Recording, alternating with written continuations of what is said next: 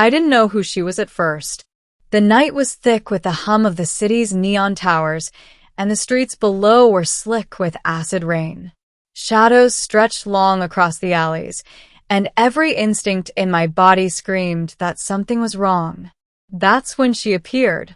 Tall, lithe, with armor that shimmered like liquid metal, her movements were fluid, predatory. Every step she took was calculated. Every gesture told me she was trained to kill. I realized it before I even saw the weapon she carried, a silent energy blade, coiled like a viper in her hand. I froze. She didn't speak, didn't hesitate. Her eyes were silver, almost luminous in the dim light. They scanned me like a predator scanning prey. I could hear the hum of her weapon charging. The instinct to run collided with my curiosity. But I didn't run, because behind me, in the alleyway, I was protecting something, or rather, someone who I couldn't let her see destroyed. A small alien child crouched beside a crate, trembling. Her skin was pale blue, her eyes huge and golden. She had wandered into my sector hours earlier, lost and frightened. No one else could, or would, help her. The assassin froze. Her eyes flickered, like she had seen something she wasn't expecting. Her hand hesitated above the trigger of her weapon. "You shouldn't be here," she said at last, her voice calm but deadly. "Step aside, human." "I can't," I said. "She's just a child. She didn't do anything." The assassin tilted her head, like she was assessing me. Her expression didn't soften. Not yet. But for the first time, she didn't strike. The stalemate. Hours passed in tense silence. She followed me through the narrow alleys of Epsilon 9, the industrial sector of the city.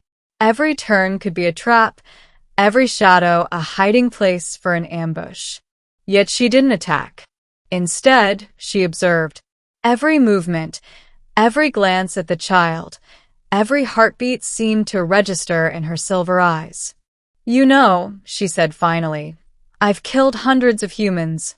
You're supposed to be weak, predictable, disposable. Why are you still alive?"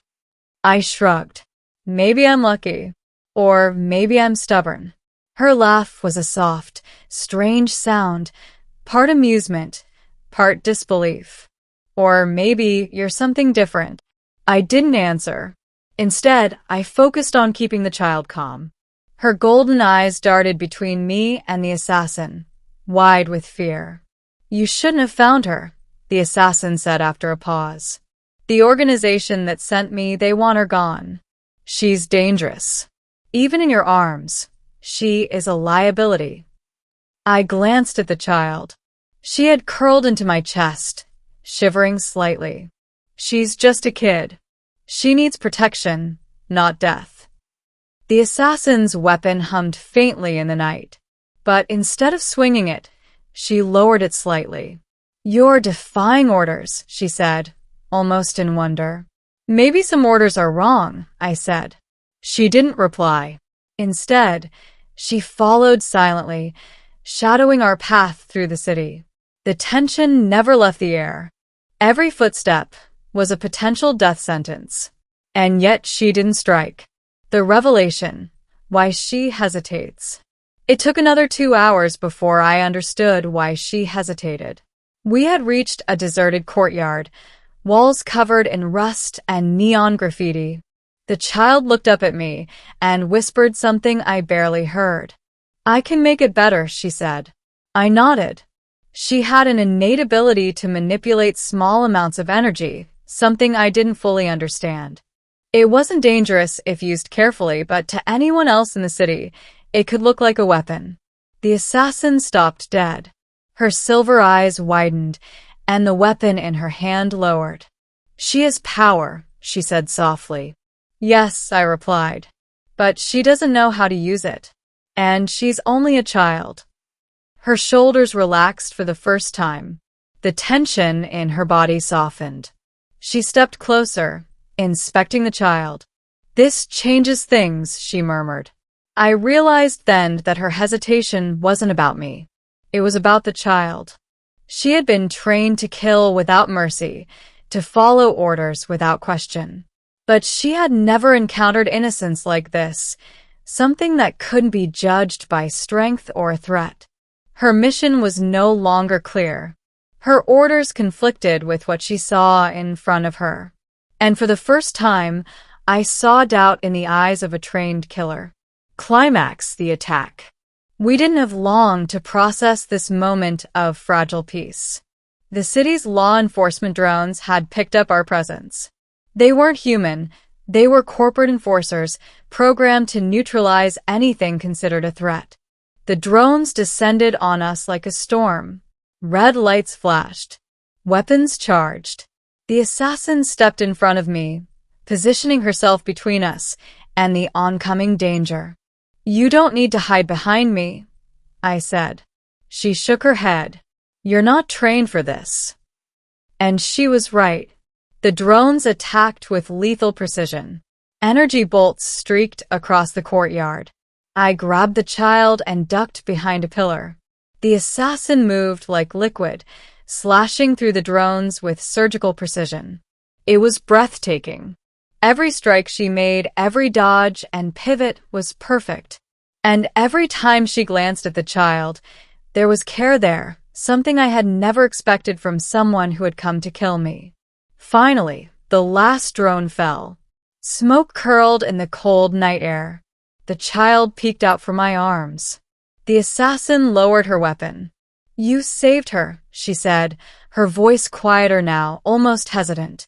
"No," I said. "We protected her. Together." She stared at me for a long moment.